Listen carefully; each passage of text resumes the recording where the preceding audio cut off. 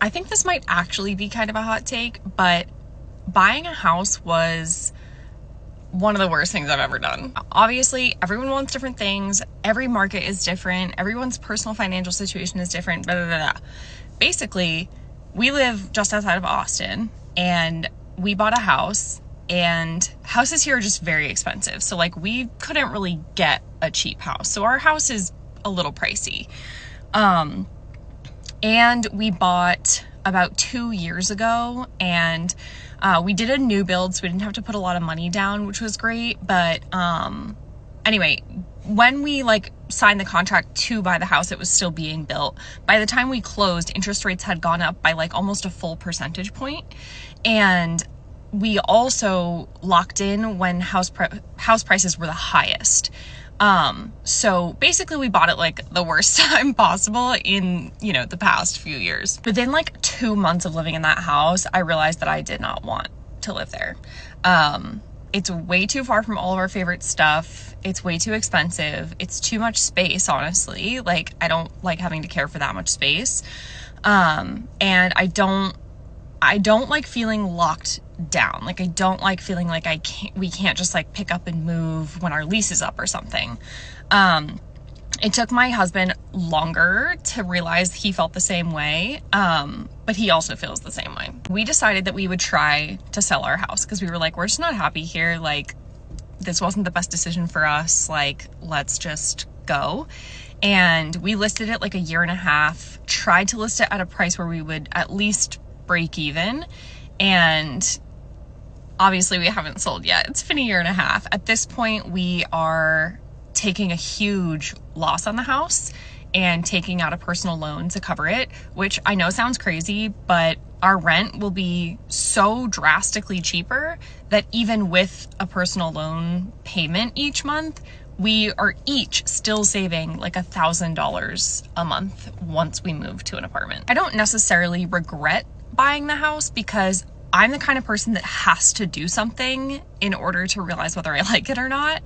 And so I had it in my mind that like buying a house was the goal. Like, everyone wants a house. It's the best decision you can make. It's a great financial investment, which like it absolutely can be if you time the market correctly, or if you're just going to stay there for like a really long time.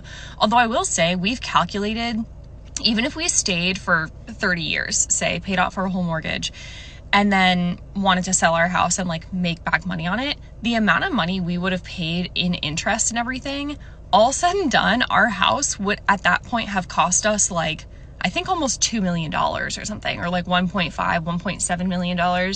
And I kind of doubt that even in 30 years, we could sell for 2 mil or something and make, you know, a few $100,000 off of it.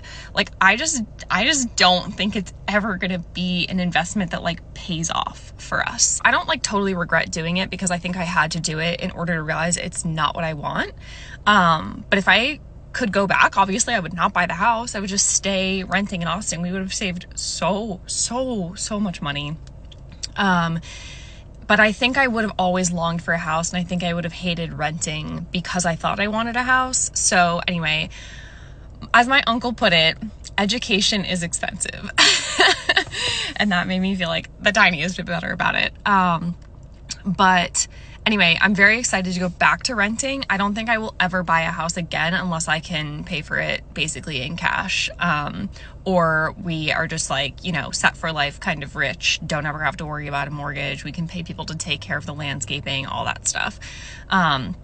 Because living here in Austin, apartments are really nice. And compared to other major cities, they're very cheap for what they are. You get a lot of amenities. Like, if you get a good management, you know, company, like, they're great about taking care of stuff.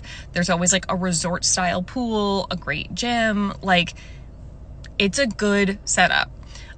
So in order for us to have that at home, especially with a pool, it would just be very expensive. So anyway, all in all, I don't recommend buying a house, unless, you know, you're like wanting to stay there for a long time and you're really sure about that. I just think it's not the right move for a lot of people. And it's like such a narrative that it's the best thing that you can do. And it's the American dream and it's the goal. And like, it's just not for everyone. See what I'm saying? A lot of people they just losing their homes, and it's just a bad time to just get a home right now.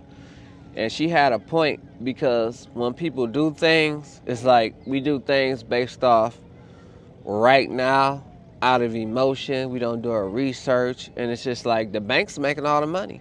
Because in this, basically she was saying if she was to get a mortgage for the 30 years and pay the house off, and interest, she would have been spending like millions of dollars in interest. And then on top of that, it's like a 30-year mortgage. Houses are more expensive now.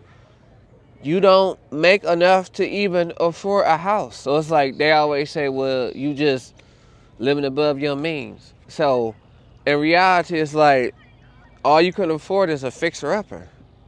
And then if the cost of property taxes and all that go up, homeowners insurance goes up, all types of stuff. So it's like, it's just a get down on all ends. It's just like they're trying to get down on money that you don't even got. So it's just like, it's crazy out here, because it's going to be a lot of more situations like that. When you look up, you're going to see a lot of Americans, it's just like, they're just giving up because they can't afford it.